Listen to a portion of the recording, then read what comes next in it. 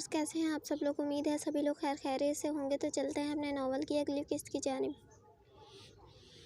तुम यहाँ आधी रात बाहर कॉरिडोर में चहलकदमी क्यों कर रही हो? ये वक्त चहलकदमी का थोड़ी है। अब्रस न जाने कहाँ से बोतल के जिन की तरह इसके सामने नमूदार हो गया। वो रूह असलान भाई के साथ घूमने गई है, इसीलिए मैं यहाँ पर हूँ। इसी का इंतज़ार कर रही हूँ। वामी खानज़ादा रूह को कहीं भी अकेले जाने नहीं देता। इसे लग रहा है मैं भी उनके साथ गई हूँ, इसीलिए यहाँ। ओह, तो तुम कहना चाहती हो अगर अलमीरा भाभी घर में नहीं होगी तो तुम्हें भी घर में रहने की इजाज़त नहीं है। मैं इनकी केयर टेकर हूँ, इनके लिए घर के अंदर रहती हूँ। वो शर्मिंदगी से सर झुका गई। वाकई वो ठीक कह रहा था। अलमीरा के बगैर वो इसके घर के अंदर एक मिनट भी नहीं रह सकती थी। इस दिन जब मैं बुला रहा था तो क्यों नहीं आई? आखिरकार अब्रस के लबों से शिकवा फिसल ही गया। मैंने पहले ही अपने रास्ते का इंतखाब कर लिया था। नए रास्ते के इंतखाब की इजाज़त तुम्हें किसने दी? क्या मतलब आपका? मुझे भला किसकी इजाज़त की ज़रूरत? इसका शिकवा फ़ायज़ा को कुछ ख़ास समझ नहीं आया। हाँ, सही कहा तुमने। तुम्हें अपने शौहर की इजाज़त की क्या ज़रूरत? वो और ताबेदार बीवियाँ होती हैं जो अपने शौहर की इजाज़त को बहुत ज़रूरी समझती हैं। वो जले भुने अंदाज में गोया हुआ। फ़ायज़ा ने हैरत से उसकी तरफ देखा। बीवी, तुमने मुझे तलाक दे दी है ना? इसे अपनी ही आवाज़ कहीं दूर से आती महसूस हुई। उसे यकीन था अब्रस उसे तलाक दे चुका है, लेकिन आज उसकी बातों से ये यकीन शबह में बदल गया। पागल हो गई हो? मजाक समझ रखा है शादी ब्याह को? तुम्हारी खाला से हमेशा तुम्हारा साथ देने का वादा कर चुका हूँ। तुम्हें आखिरी सांस तक नहीं छोड़ूंगा। फ़ायज़ा अपनी जगह साकत रह गई। ये वो क्या बोल रहा था? ज़रूर वो कोई ख्वाब देख रही है। वो लब भींच कर रह गई। गहरी सांस लेकर खुद को कंपोज किया। दिल में यकदम उमड़े हर एहसास को दफान कर दिया। तुम जज्बाती हो रहे हो। तुम्हारा मेरा कोई मेल नहीं। तुम बहुत बड़े घर के बेटे हो, अच्छी लड़की डिज़र्व करते हो। तुम्हारा एक चोरने के साथ कोई मेल नहीं, और अंकल आंटी भी मेरा तारुफ नहीं करवा पाएंगे। क्या बोलेंगे वो? लड़की का कुछ अता पता नहीं। उसके माँ बाप आगे पीछे कोई नहीं। खुद भी जाहिल है और चोरों के काम करती है। इसकी बातों पर अब्रस ने अफसोस से गर्दन हिलाई। ये वो क्या बोल रही थी? खुद को इतना नीचे कैसे गिरा सकती है? अपनी ही जात के बखिए उधेड़ रही थी। शायद ज़माने के रवैयों ने उसे ऐसा बना दिया था। अब तुम जाहिल नहीं रही। हम हाँ, ये तो किस्मत की मेहरबानी है। वो मुश्किल मुस्कुराए। जब वामी खानज़ादा तुम्हें निकाल देगा तो कहाँ जाओगी? कोई जॉब करूँगी। मुझे एक सेक्रेटरी की ज़रूरत है। माकूल सैलरी मिलेगी, अच्छा घर, खाना, प्यार, मतलब हमारी दोस्ती सब डिस्काउंट में मिलेगा। चाहो तो ज्वाइन कर सकती हो। अच्छा मजाक करते हो? वो हैरत से कुछ पलों से घूरे गई। नहीं, मैं बिल्कुल मजाक नहीं कर रहा। मैं वाकई सीरियस हूँ। मुझे सच में एक सेक्रेटरी की ज़रूरत है। चाहो तो तुम अप्लाई कर सकती हो। नहीं, तुम्हारा बहुत शुक्रिया। मैं किसी और जॉब के लिए अप्लाई कर दूँगी। सही है। तुम कोई और जॉब करना। लगता है मैं भरोसे के काबिल नहीं रहा, और तुम बहुत ज़्यादा पढ़ लिख गई हो। दुनिया का तजुर्बा हो चुका है। अब मैं तुम्हारा शौहर, तुम्हारा दोस्त भरोसे के काबिल नहीं रहा। नहीं नहीं, ऐसी कोई बात नहीं है। तुम मुझे गलत समझ रहे हो। मुझे इस पूरी दुनिया में सबसे ज़्यादा तुम पर भरोसा है। तुम मेरे सबसे अच्छे दोस्त हो। वो झट से बोली। अब्रस के चेहरे को मुस्कुराहट ने छुआ। अच्छा लगा सुनकर तुम्हें मुझ पर भरोसा है, वरना मुझे लगा हमारे दरमियान कोई रिश्ता ही नहीं।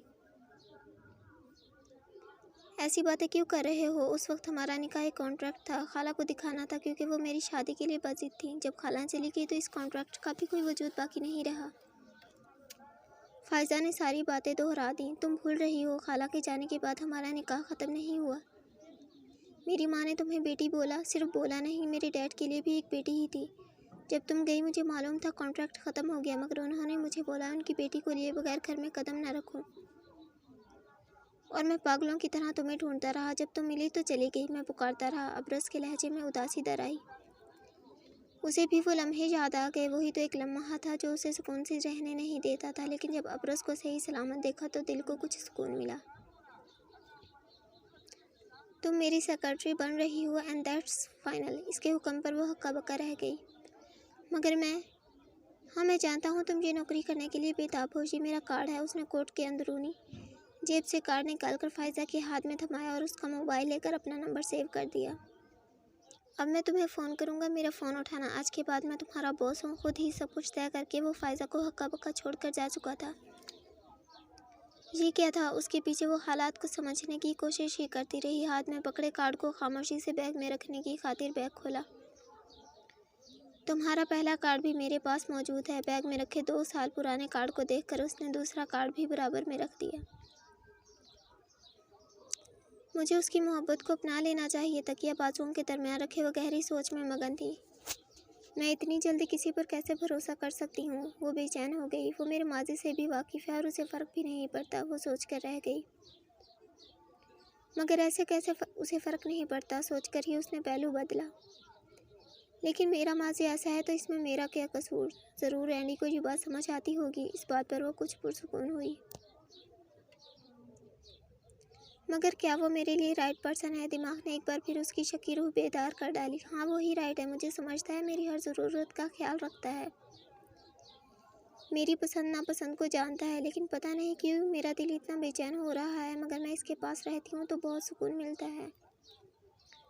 अब मुझे वो ख्वाब भी आना बंद हो गए हैं, लेकिन फिर भी ऐसा लगता है जैसे कुछ है जो सही नहीं है। ये शायद इसलिए हो रहा कि मैंने अभी तक बाबा को नहीं बताया। वो अपनी बेचैनी को एक यही वजह अखज़ कर पाई। आखिरकार अपने दिमाग को पुरसुकून करने के लिए वो बेड क्राउन से टेक लगा कर लेट गई। मगर ऐन उसी वक्त 2 नीली आंखें इसकी आंखों के सामने घूम गई। एक तो ये नीली आंखें मुझे सुकून से रहने नहीं देती। ये नीली आंखें तुम्हें हमेशा याद रहनी चाहिए। किसी ने इसके कान के करीब सरगोशी की। वो एक झटके से उठकर बैठी। पता नहीं ये इंसान कौन है, अल्लाह बेहतर जानता है। मगर ना जाने मेरी इस बेचैनी की वजह क्या है। बेचैनी की हालत में वो सारी रात ही करवट बदलती रही। कभी नीली आंखें नजर आईं तो कभी किसी के सांसों की गरमाइश पूरे वजूद को दहका जाती। मुझे समझ नहीं आ रहा इसे कैसे कबूल करूं। मुझे उसकी ऑफ़र कबूल है। वो कंफ्यूज थी और अपनी इसी हड़बड़ाहट में पूरे कमरे के कई चक्कर लगा चुकी थी। ऑफ़र? फ़ायज़ा ने हैरत से उसके लफ्ज़ ऑफ़र पर गौर किया। क्या उसने तुम्हें कोई ऑफ़र की थी? मुझे लगा वो मोहब्बत का इजहार करेगा। अरे मोहब्बत का इजहार किया था, इसे ही ऑफ़र बोल रही थी। लेकिन मोहब्बत का इजहार ऑफ़र कैसे हो गया? फ़ायज़ा को उसके अजीब बर्ताव पर हैरत हुई। तुम समझ रही हो ना मैं किस बारे में बात कर रही हूँ? हाँ, मैं तो बस इतना ही काफ़ी है। मुझे बताओ मैं इसे कैसे बोलूँ ये सब कुछ? रूह ने दरमियान में ही इसकी बात काटी। जिस तरह कल उसने बोल दिया वैसे ही तुम बोलो। मुझे शर्म आ रही है। आखिरकार रूह ने अपनी परेशानी बता ही दी। इसमें शर्म वाली क्या बात है? वैसे भी तुम काफ़ी बोल्ड हो। देखो फ़ायज़ा, मैं चाहती हूँ मैं बोलूँ नहीं बल्कि उसे मेरी बात यूँ ही समझ में आ जाए। और अगर मैं खुद से भी बोलूँ तो मुझे उसके सामने ना जाना पड़े। मुझे कोई ऐसा रास्ता बताओ। तब से बेड पर बैठकर रूह ने अब साफ साफ लफ्ज़ों में अपनी परेशानी का इजहार किया तो फ़ायज़ा मुँह बनाकर रह गई। अब मैं ऐसा कौन सा नया तरीका ईजाद करूँ? वो दोनों परेशानी की हालत में एक दूसरे के सामने बैठी सोचने में मशगूल थी। अचानक फ़ायज़ा को याद आया कल अबरज़ ने इसका मोबाइल नंबर लिया था। नंबर? रूह, तुम अपनी मोहब्बत का इजहार मोबाइल के ज़रिए कर दो। मतलब एक मैसेज छोड़ दो, फिर उसे सब पता चल जाएगा। फ़ायज़ा के सुझाव से रूह को एक नई राह मिली। टेक्नोलॉजी का इस्तेमाल, वो भी मोहब्बत के इजहार के लिए। क्या ये तरीका सही रहेगा? इसके सामने जाए बगैर अपनी मोहब्बत का इजहार करना है तो इससे अच्छा तरीका मुझे और कोई नहीं लगता। हाँ, तुम ठीक कह रही हो, यही ठीक है। भले ये रूखा सूखा इजहार है लेकिन इजहार तो है उगाना। कर दो। इसकी परेशानी हल करके वो उठ खड़ी हुई। सुनो फ़ायज़ा, रूह की पुकार पर वो जाते जाते मुड़ी। तुम भी किसी से मोहब्बत करके देख लो। यकीन करो जिस दिन से एंडी मेरी ज़िंदगी में आया है ज़िंदगी हसीन हो गई है। रूह के मशवरे पर वो बस मुस्कुरा कर ही रह गई। एंडी के मोबाइल पर मैसेज आया तो उसने बेजारी से मोबाइल उठाकर देखा। मगर सामने मैसेज देखते ही इसकी आंखें फटी की फटी रह गईं। उफ़ अल्लाह, ये लड़की कितनी बदज़ौक़ हो गई है। मोहब्बत का इजहार भी मैसेज के ज़रिए कर रही है। वो जी भर के बदमज़ा हुआ और अपनी बदमज़गी का इजहार बुलंद आवाज़ में किया। अबरज़ उसकी हालत पर हंसने लगा। मुझे ऐसा लगता है भाभी मोहब्बत का इजहार करते हुए लाजमी शर्मा रही होगी, इसीलिए टेक्नोलॉजी का इस्तेमाल किया। मुझे ऐसा नहीं लगता। जानते हुए लंदन आने के बाद वो किस कदर बोल्ड हो गई है। उसे अभी रूह की ड्रेसिंग याद थी। मुझे ऐसा नहीं लगता। लड़की जितनी भी बोल्ड हो जाए लेकिन मोहब्बत का इजहार करते वक्त इसे कन्फ्यूज़न ज़रूर होती है। तुम्हें बहुत तजुर्बा है लड़कियों का। बिल्कुल भाई, मैं लड़कियों और लड़कों के दोनों के एहसासात को बहुत अच्छी तरह समझता हूँ। तो फिर उष्णा के एहसासात क्या कहते हैं? एंडी के सवाल पर वो सोच में पड़ गया। मुझे लगता है वो कोई मजबूत सहारा ढूंढती है। कल मैंने इसे अपने दिल की बात भी बोल दी मगर उसे यकीन ही नहीं आया। हालांकि मैंने बहुत यकीन दिलाने की कोशिश की लेकिन वो मुझे बोल रही थी मैं उसे तलाक दे दूँ, वो मेरे काबिल नहीं है वगैरह वगैरह। शायद एहसास कमतरी का शिकार है। फिर अब सीधी उंगली से नहीं निकल रहा तो मैंने सोचा उंगली टेढ़ी कर लूँ। तुमने बिल्कुल ठीक सोचा। और वो बहुत अच्छी लड़की है, मैंने देखा है, बचपन से ही बहुत कुछ सह चुकी है। अब उसकी ज़िंदगी में भी सुकून आना चाहिए। जी भाई, ऐसा ही होगा। अच्छा, मैं अलमीरा के पास जा रहा हूँ। आज ससुर जी से भी आमना सामना हो ही जाए, मगर इस दरमियान तुम दोबारा उष्णा के साथ कुछ वक्त गुजार सकते हो। इससे दोनों को एक दूसरे के साथ वक्त गुजारने और समझाने का मौका भी मिलेगा। तेज़ी से उठकर वो अपनी तैयारी करने लगा। आधे घंटे में ही अच्छी तरह तैयार होकर वो फ्लैट से बाहर आ निकला, मगर निकलने से पहले उसे कुछ याद आया। अब्रस, एंडी की पुकार पर अब्रस ने लैपटॉप से निगाहें उठाकर उसकी तरफ देखा। बाज़ औक़ात मोहब्बत इज़हार नहीं बल्कि एहसास और अमल मांगती है। तुम इसे अपनी मोहब्बत का एहसास दिलाकर अमल से साबित कर दो। वो मोहब्बतों की मतलाशी है, थोड़ी सी तवज्जो पर ही तुम्हारी हो जाएगी। एंडी की बात पर वो दिल से मुस्कुराया। शुक्रिया भाई।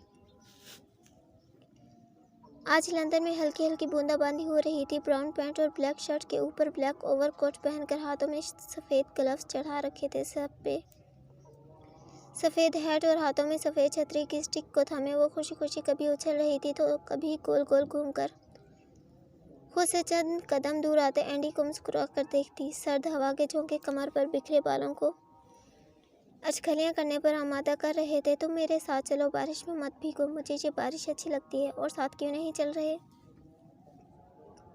तुम्हारे बाबा से बात कैसे करूं, यही सोच रहा था। वो शायद परेशान था। परेशानी वाली कोई बात नहीं, मैं अपने बाबा से अभी बात करती हूँ, देखना वो तुम्हें बिना देखे ही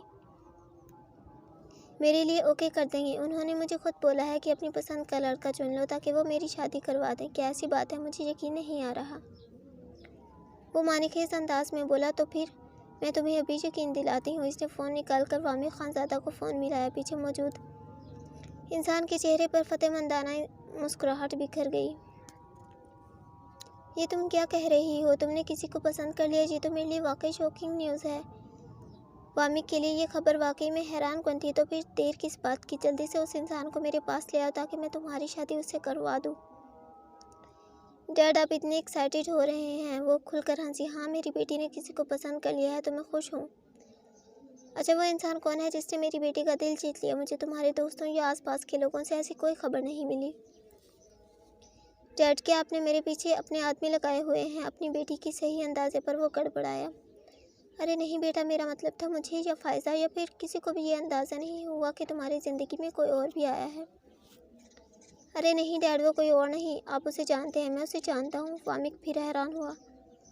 वो मेरा फ्रेंड एंडी है, जिससे कुछ वक्त पहले मैं मिली और हमारी मुलाकात एक झगड़े से शुरू हुई थी। मैं इसके बारे में बात करती रहती थी, आपको याद नहीं किया? अच्छा, सुना है, मगर कभी मिलना नहीं हुआ उससे। एंडी, वामिक ने इस नाम पर जोर दिया। मिलवाओ फिर कभी अपने एंडी से। एंडी, डैड तुमसे मिलना चाहते हैं। मैंने बोला था वो मुझे कभी इनकार नहीं करेंगे, बल्कि वो तो बहुत एक्साइटेड हो रहे और जल्द से जल्द मेरी शादी तुमसे करवाना चाहते हैं। अच्छा, मुझे मोबाइल दो, मैं भी उनसे बात करता हूँ। मुझे भी तो पता चले तुम्हारे डैड मुझसे मिलने के लिए कितने एक्साइटेड हैं। वैन उसके सामने आया। हाँ ये लो। मोबाइल उसे थमाकर वो दोबारा छतरी लेकर बारिश की बूंदों को अपने हाथों पर महसूस करने लगी। कैसे हैं ससुर जी? मखसूस गंभीर लहजा, मखसूस तर्ज तखातुब। वामिक खानज़ादा को अपने कानों पर यकीन नहीं आया। अज़लान शाह, नहीं, ऐसा नहीं हो सकता। मैंने अपनी बेटी के आसपास ऐसे किसी इंसान को आने ही नहीं दिया। तुम एंडी? जी ससुर जी, मैं एंडी उर्फ अज़लान शाह, आपका दामाद। आखिरी बात उसने धीमे लहजे में बोली, जिसकी आवाज़ सिर्फ वामिक खानज़ादा के कानों तक रसाई हासिल कर पाई। तुम जलील इंसान, दूर रहो मेरी बेटी से, वो चीखा।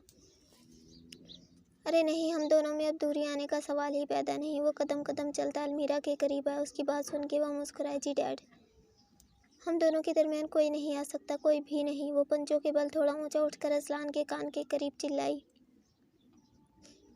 वामिक का दिल दहल कर रह गया और अज़लान के चेहरे पर मुस्कुराहट गहरी हो गई। मैं तुम्हारी असलियत उसे बता दूंगा, वो गुर्राया। शौक से ससुर जी, फिर ये भी बताना पड़ेगा शोहर के होते हुए आप इसका दोबारा निकाह करवाने की ख्वाहिश रखते हैं, जो कि गुनाह और जुर्म है। मैं आप पर केस कर सकता हूँ, वो धीमी आवाज़ में बोलता हुआ अलमीरा से कुछ दूर हुआ। तुमने वादा किया था तुम मेरी बेटी के आसपास भी नहीं भटकोगे। आज अगर तुम जिंदा हो तो मेरी बदौलत, मेरे एहसानात हैं तुम्हारी ज़िंदगी पर। इसके बदले तुम अगर वादा खिलाफ़ी नहीं कर सकते, तुमने तलाक का नोटिस भी नहीं भिजवाया। अच्छा होता जो तुम उसी दिन मर जाते। जो नहीं हो सकता उसके बारे में सोचकर अपना खून मत जलाएं ससुर जी। अब हमें इस बारे में बात करनी चाहिए जो अभी हो सकता है। सब कुछ ठीक हो सकता है। आप खुशी खुशी अपनी बेटी मेरे साथ रुखसत कर सकते हैं, वरना दूसरी सूरत में आपका राज फाश भी हो सकता है। तुम मुझे धमकी दे रहे हो? वामिक ने दांत पीसे। हाँ, मुझे लगता है आपको ठंडे पानी की ज़रूरत है। पानी पी लीजिए ताकि आपका दिमाग ठंडा रहे। जब दिमाग ठंडा होगा तब आपको ये समझने में बहुत आसानी होगी कि आप हार चुके हैं। आपके पास ना हुक्म का इक्का बचा है और ना ही बिसात। आपकी चली चाल में आपको मात मिल चुकी है। अजला ने सही मानों में वामिक के जख्मों पर नमक छिड़का। मैं तुमसे हार जाऊं ये तुम्हारी भूल है। मैं अपनी बेटी को तुम्हारी असलियत बता दूंगा, फिर चाहे वो मुझसे बदगुमान ही क्यों ना हो जाए। मगर अपने जीते जी अपनी आंखों के सामने तुम्हें कभी भी जीतने नहीं दूंगा। वो हज़ियानी कैफियत में चीखा। मेरी असलियत? पुरसोच अंदाज में गहरी नज़रों से उसने आसमान की तरफ देखा। बता दीजिए, बड़ी सहूलत से बोलकर वो वामिक खानज़ादा को हैरान कर गया। तुम पागल हो गए हो? दिमाग ख़राब है तुम्हारा? आखिर करना क्या चाहते हो? मेरा दिमाग तो बिल्कुल ठीक है, लेकिन ऐसा लगता है वक्त के साथ साथ आप पागल होते जा रहे हैं। आपको मेरी गलतियां तो याद हैं, लेकिन अपने गुनाह आप भूल चुके हैं। मान लीजिए आपने मेरे बारे में सब कुछ अपनी बेटी को बता दिया, फिर क्या? पहले भी वो मुझे माफ़ कर चुकी है। मुझे यकीन है इस बार भी वो मुझे माफ़ कर देगी। लेकिन आप अपने बारे में सोचें। मैं इस बार खामोश नहीं रहूँगा और ना ही आपके साथ रियायत बरतने का मेरा कोई इरादा है। आपने इस बार मुझे और अलमीरा को अलग करने की कोशिश भी की तो मैं आपकी असलियत आपकी बेटी को बता दूंगा। फिर आप जानते हैं वो आपकी शक्ल देखना भी गवारा नहीं करेगी, जो कि मेरे लिए बहुत अच्छा साबित होगा। मैं हमेशा के लिए उसे लेकर पाकिस्तान चला जाऊंगा। आपका साया भी हमारे रिश्ते पर नहीं पड़ेगा। आपकी मदाखलत के बगैर ज़िंदगी बहुत सुहानी गुजरेगी। असलान की बातें इसके ज़ख्मों पर नमक छिड़क रही थी। तुम फिक्र मत करो असलान शाह, मैंने एक तरकीब सोच ली है। ना मैं अपनी बेटी को खोने दूंगा और ना ही अपनी बेटी को तुम संग जाने दूंगा। इस वक्त तो तुम जिंदा बच गए, मगर इस बार तुम्हारी मौत पक्की है। वो मानी खेज अंदाज में हंसा तो बदले में असलान की भी हंसी छूट गई। आप जानते हैं ससुर जी, इस दुनिया में फ़कत एक ही इंसान है जो आपको बहुत अच्छी तरह समझता है, और वो है आपका दामाद। क्या मतलब? अजलान का जवाब उसकी तवक्को के बरक्स था। जिस इंसान के दम पर आप इतना उछल रहे हैं, मैं उसे नेस्तनाबूद कर चुका हूँ। अगर आपने टीवी ऑन किया होता तो यकीनन ये खबर आप तक रसाई हासिल कर चुकी होती। अजलान की बात पर उसने चौंक कर झट टीवी ऑन किया। सामने चलती खबर पर वो भौंचक्का रह गया, जहाँ एक बंगले में सिलेंडर फटने से आग लग गई थी। तो क्या ये तुमने? क्या फ़र्क पड़ता है ये मैंने किया है या ये कोई हादसा है, लेकिन देखने से तो ये हादसा ही लग रहा है। आपका ये सहारा भी चला गया, अब तो हार मान लें, क्योंकि इसके सिवा आपके पास कोई रास्ता नहीं। तुम ये सब इसके बारे में कैसे जानते हो? वामिक को अब तक यकीन नहीं आ रहा था। जिस इंसान के भरोसे वो असलान को अपनी बेटी से दूर रख पाया, वही इंसान ख़त्म हो गया।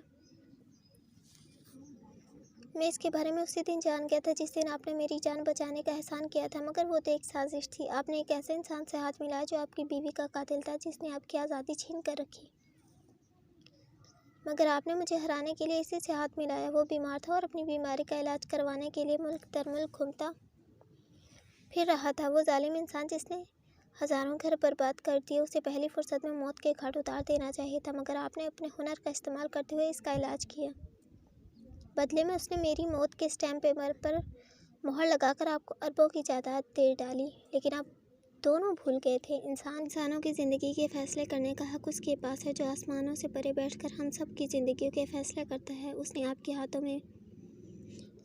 हाथों से मुझे बचवाने की तदबीर कर डाली। मेरी बीवी को मुझसे दूर करने के बावजूद, इसकी यादें मिटाने के बाद भी वो हमेशा मेरी ही रही, जबकि आपने उसे बिगाड़ने में कोई कसर नहीं छोड़ी थी। सिर्फ मुझसे जान छुड़ाने के लिए आप जितना गिर सकते थे उतना गिर गए। अपनी बातों से इसने वामिक को जो आईना दिखाया था, इसमें अपनी शक्ल देखकर वो साकत रह गया।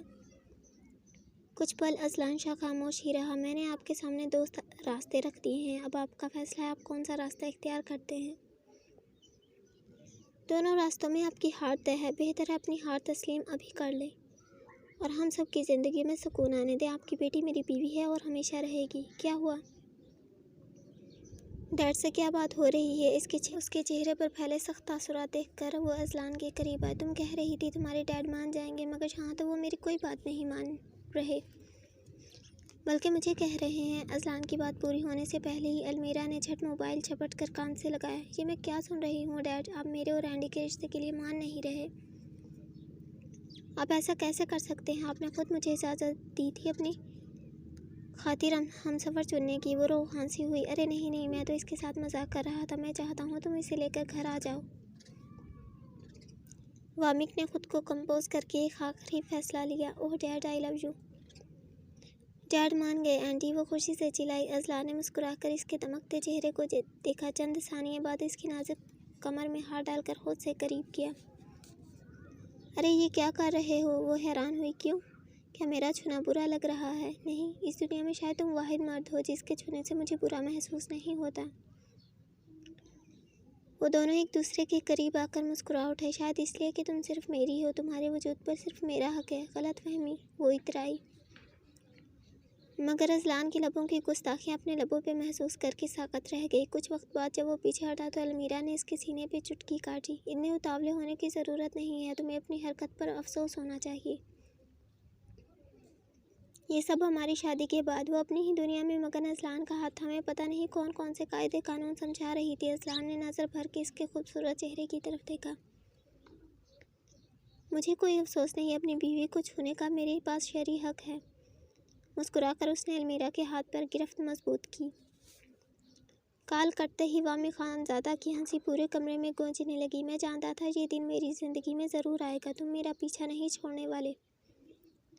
मेरी बेटी को दोबारा अपने जाल में ज़रूर फंसाओगे। तभी इस दिन के लिए मैंने बहुत पहले इंतज़ामात कर रखे थे। दोनों हाथों से तालियां बजा बजा कर वो अजलान शाह की हालत का सोच रहा था। उफ़, कितना हसीन और पुरसुकून लम्हा होगा जब मेरी बेटी खुद तुम्हें अपनी जान से मार देगी। उस दिन की आमद के लिए मैंने बरसों इंतज़ार किया है, मगर फाइनली ये दिन आ ही गया जब मैं अपनी आंखों से तुम्हें हारता हुआ देखूंगा।